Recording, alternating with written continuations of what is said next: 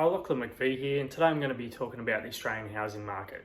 A little bit of history and an update as to where we are right now.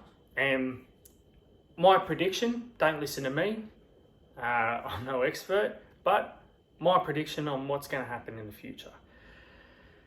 Now, let's kick off with the history. The armchair experts out there and your Uncle Joe who works down as a truck driver, who owns 2 or 3 houses, they're going to tell you that, housing always goes up. Housing doubles every 7 years in Australia. If you're smart, you get in on the housing market, in on the ladder, and, if you buy in now, later on it's going to be worth heaps more. That's where housing's sort of been. And if you look at the trajectory, these armchair experts are correct so far in Australia. There's a good reason for that. Interest rates in Australia, and you can look this up, just type in interest rates into Google, a history of interest rates in Australia, and look at a graph. And basically interest rates back in the 80s, you'll hear your parents or grandparents or someone like that speaking about interest rates being up, 20%, really high interest rates. Oh, it was so hard life back then. And basically what happened, interest rates were high, and over time, interest rates have slowly gone down. And now they're at zero. They've gone to zero. What happens when an interest rate gets cut is you can borrow more money, because the weekly income that you have, the interest repayment segment of your mortgage repayment reduces because the interest rate has reduced. I know it sounds pretty boring and I've probably lost some people here, but I'm going to try and put it in other terms. If you've got a credit card, right, and it's at 20%, and you spend $100, you're going to have to pay back $120. But if you've got a credit card and the interest rate is 0%, then you could really spend $120 because the interest rate is 0 on that credit card repayment. So you can borrow more money and the repayments remain the same. I hope that makes sense to everyone. It's the same with mortgages. When the interest rates are at 20%, the repayment segment that's made up of interest is a lot higher than when interest rates are at 0. Now, when I'm saying interest rates are at 0, that's the central, the RBA's interest rate level. That doesn't mean that you can go to a mortgage and get a mortgage from a bank for 0. They always put a couple of percent on top. So, interest rates now at a bank are 2.5%, something like that, around that sort of level. And that's because they've got to make money. When they lend out money, they've got to make money back. And banks, if they're going to lend you $60,000 to buy a new house at 2.5% interest, they're going to make hardly anything. But if they lend you $1 million at 2.5 interest, they're going to make heaps more money. Okay? Let's just put that into numbers for you. If you go and borrow $100,000 to go and buy a house and the interest rate is 2.5%, you're going to pay back, I know with compound interest and everything else, but let's just do it simple. You'd pay back, $2,500. Okay? But if you go a mortgage at $1 million and it's 2.5%, you're going to be looking at $25,000. So it's in the bank's interest to lend more money so that they get more money back. And that's basically what's happened, is the interest rates have been cutting all this time, and it's the government, they control those interest rates, right? They like to do it to control inflation, but Australia hasn't had an inflation problem and they've just been cutting rates. Every time that the housing market has looked like correcting and going back to market fundamentals, then they've cut interest rates. And they haven't just cut interest rates, they've also provided tax incentives, negative gearing it's called, to boost prices. And they've also provided, first home buyer grants. They've basically given people money to go and buy a house. So every time demand's looking a bit soft, it's been deliberate government policy to increase house prices. So you've had a lot of economic experts who have predicted, there's getting quite a big bubble. And when they say bubble, what makes a bubble? One of the key indicators is that the multiples of the yearly income to purchase the house. That's what people sort of look at when they're looking at bubbles. And the levels of debt and fraud, all these things within the system, okay? They're sort of indicators that there's a massive bubble. So a bubble is basically when something's overvalued and then everybody wakes up and realizes, oh, it's not really worth that much, okay? There's been bubbles throughout history, many bubbles. There was one very famous bubble, it was about tulips. The flower, tulips, over in the Netherlands. So people started to, buy tulips, and at auction, tulips began to get higher amounts of money. And then all of a sudden people were, tulips were worth so much money. People were selling their house to buy a bulb for a tulip. It's called a bubble, it's manic. People are they've got, logic just goes out the window and they just blind. Oh, tulips only ever go up in price. They never come back down. If you buy a tulip, I know Bill, he bought a tulip and now he's retiring because he sold it. He bought it for $20 and now it's worth $1.8 million. And what happened in the end? Well, of course, everybody worked out, these are just flowers. And the market collapsed and everybody lost all their money. And the same thing happens with a whole multitude of different assets. And Australian housing, all the indicators show that it is a massive bubble. And it should have corrected multiple times throughout the past few decades. This bubble has been growing for a long time. In fact, the Australian housing market was growing sort of in the same sort of levels that the US housing market and Ireland and the rest of the world when they had the GFC. But when the GFC occurred, Australia did not suffer from the GFC, and it was through government intervention. They gave people money and they boosted the economy. And China, which is another video, did the same thing. They went on a massive spending spree, and Australia was able to piggyback off that through the mining boom. The mining boom is basically selling commodities to China, who were buying their way out of a crash when the GFC occurred. So several countries around the world, when the GFC occurred, didn't correct, but continued to escalate. China, Australia, New Zealand, Canada, I believe South Korea is another one. Basically, they didn't have a GFC. They just kept going up. And the bubble has continued to grow. I'll make a video about China at another stage, but they've got their own problems.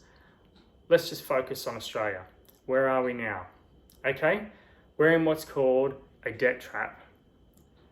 A debt trap is when you borrow the maximum amount you can at the lowest interest rate. Okay? When you borrow the maximum amount that you can afford to repay on a weekly basis based on the lowest possible interest rate, there's only one possible outcome. And that is when interest rates begin to increase, you are now trapped. And because you borrowed the maximum amount, your repayments will increase when interest rates go up. And when that occurs, you will have the bubble bursting in Australia. And no amount of Australian government intervention will stop that from occurring.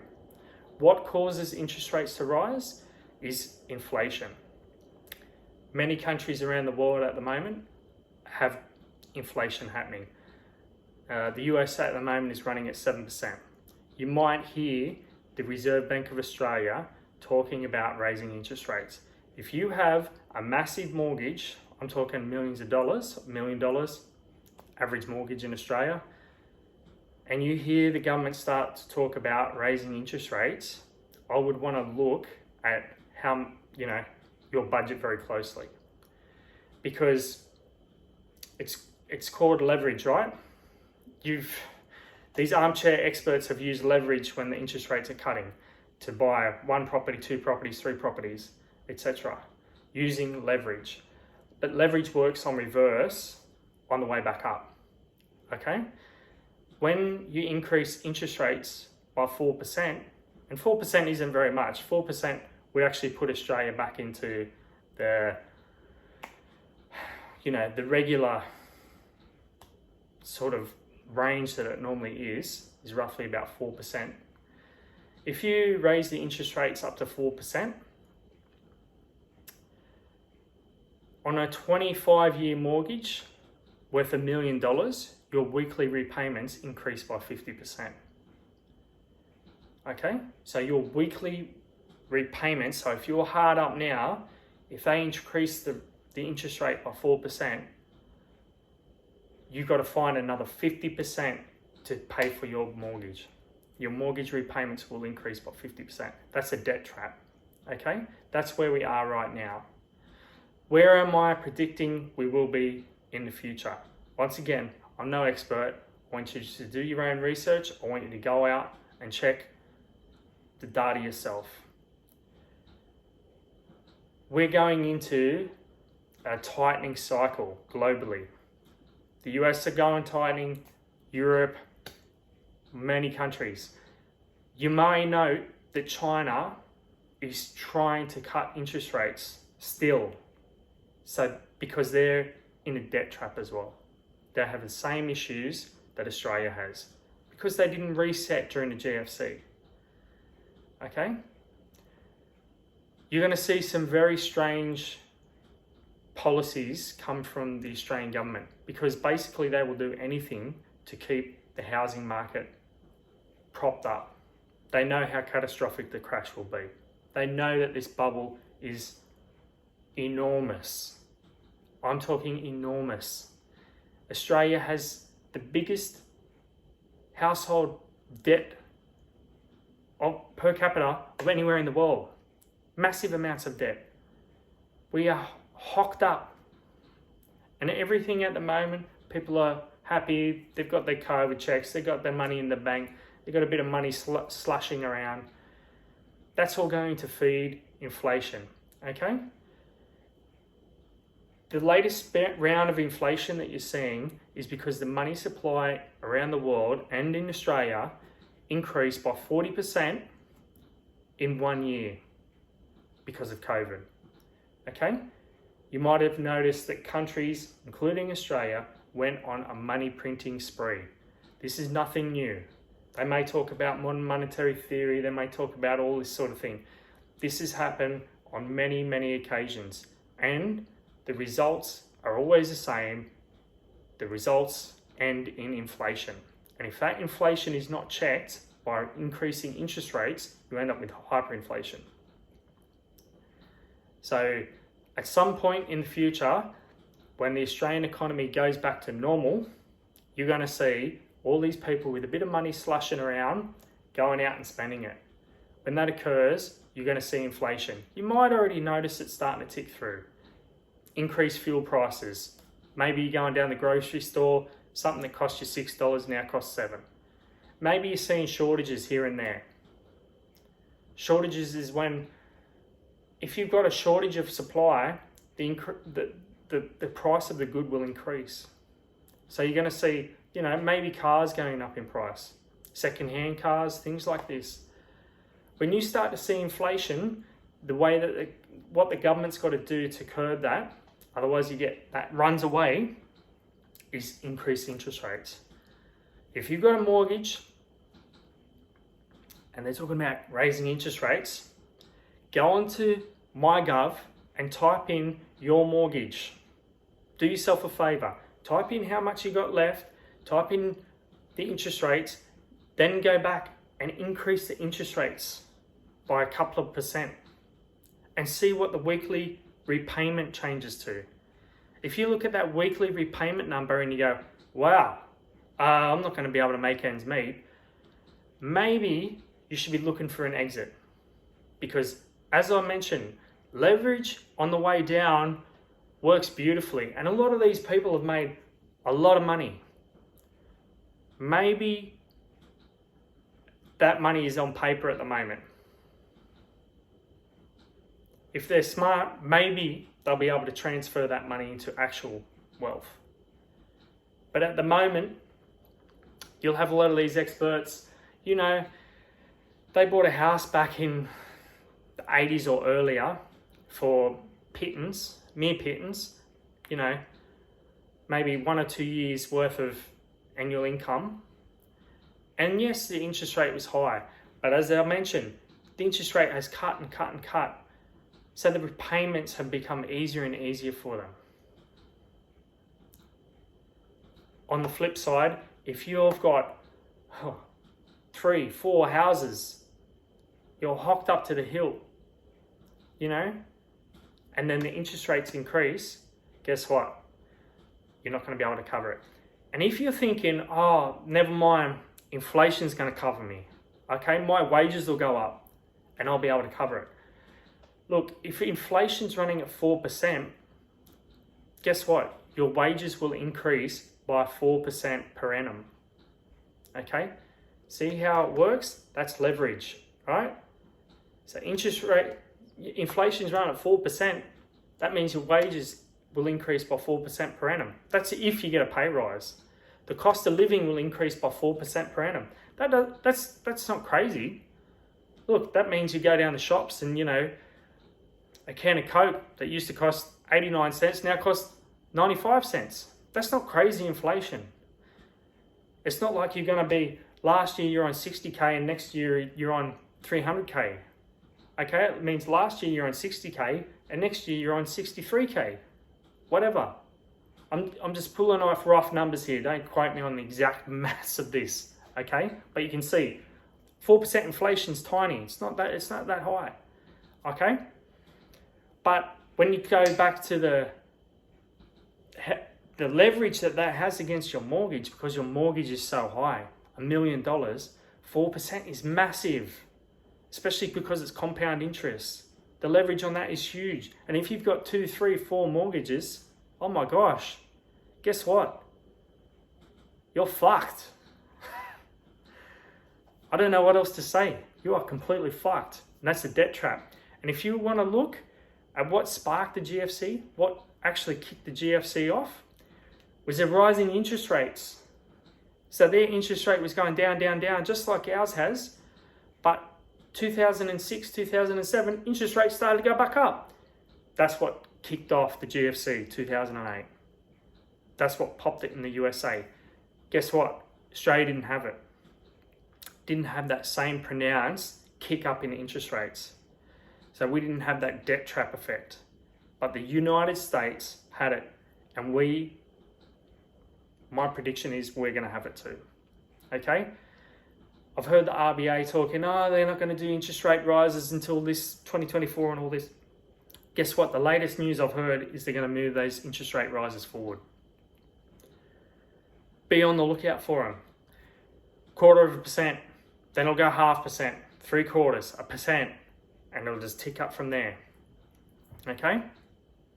Your household budget will get squeezed because your pay rises, you'll be hitting up your boss for pay rises, but inflation will only be running at, even if it's running at 7%. If you earned 100K, you get 107K next year. But if you increase, the interest rate by 7% on $1 million mortgage over 25 years, your repayments are going to go up like 70%, 80%, something like that. I don't know. I only know the 4% figures because I ran them before. But 7% is going to be huge, and that's what the US is running at the moment. That's their inflation rate. So, is it a good time to go out and buy a house? I wouldn't. Damn. You're buying in when it's expensive. You're going to sell because you're going to be forced to sell when every other Tom, Dick and Harry and Uncle Joe who has 4 or 5 leveraged up houses is going to go, I'm going to sell too. I'm heading for the door. Guess that? It's called a fire sale. That's a buyer's market. Buyer's market, old mate, he can name his price. Anybody who's desperate enough will sell to him. It's the opposite. The banks won't be lending at that point in time. That's if the banks aren't crushed anyway. You're talking about massive losses on the bank's behalf. Look, if the government had have allowed the housing market to collapse or reset or bubble burst or whatever you want to call it on the 5-10 times that it should have already happened, the pain wouldn't have been as bad as what it's going to be. But this time, when it pops, it's going to be epic because everybody has built up, I'm talking to the maximum amount at 0% interest. It's ridiculous. In my old neighborhood, houses in an average estate are going for $1 million. $1 million, it's crazy. You go to Sydney, you're talking about millions of dollars for houses. It is insane. If you think it's insane, it is because it is insane. It's manic. Just like people who invested in tulips. It's a mania. People just get that in their head. It's never going to go down. It's a mania. And everybody gets on board. Stock markets, it happens all the time.